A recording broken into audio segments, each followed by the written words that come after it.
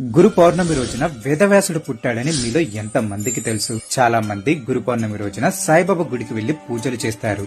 కానీ అసలు గురు పౌర్ణిమ చరిత్ర ఏంటి, ఎందుకు జరుపుకోవాలి, ఇప్పుడు ఈ వీడియోలో తెలుసుకుందాం. ప్రతి సంవత్సరం ఆషాఢ శుద్ధ పౌర్ణమి రోజున మనం గురు పూర్ణిమను అత్యంత భక్తి శ్రద్ధలతో జరుపుకుంటాం. ఈ పవిత్ర దినం సమస్త లోకానికి జ్ఞానాన్ని పంచిన వ్యాస మహర్షి పుట్టినరోజు కావడంతో దీనిని వ్యాస పూర్ణిమ అని కూడా పిలుస్తారు. వ్యాసాయ విష్ణు రూపాయ వ్యాస రూపాయ విష్ణువే నమో వై బ్రహ్మనిదే వాసిష్ఠాయ నమో నమః అనే శ్లోకం వ్యాసుని గొప్పతనాన్ని, గురు పరంపరలో ఆయన స్థానాన్ని తెలియజేస్తుంది. గురు బ్రహ్మ గురు విష్ణు గురుదేవో మహేశ్వర గురు సాక్షాత్ పరబ్రహ్మ తస్మై శ్రీ గురువే నమః అంటే గురువును త్రిమూర్తి స్వరూపుడిగా భావిస్తారు.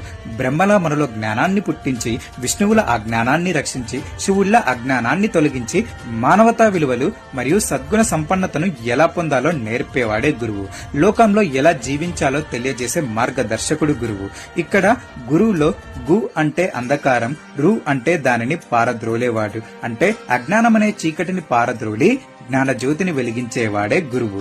జ్ఞానాన్ని కోరుకునే వాళ్ళు ఈ రోజు తమ గురువులను, పెద్దలను గుర్తు చేసుకుని వాళ్లకు కృతజ్ఞతలు చెబుతారు. పుస్తకాల జ్ఞానం కాకుండా జీవిత సత్యాన్ని నేర్పే గురువులను ఈ రోజు దర్శించుకోవటం, వాళ్ళని స్మరించుకోవటం చాలా ముఖ్యమైనది. జ్ఞానాన్ని పంచే గురువులందరికీ గురు పూర్ణిమ శుభాకాంక్షలు. Download ShareChat.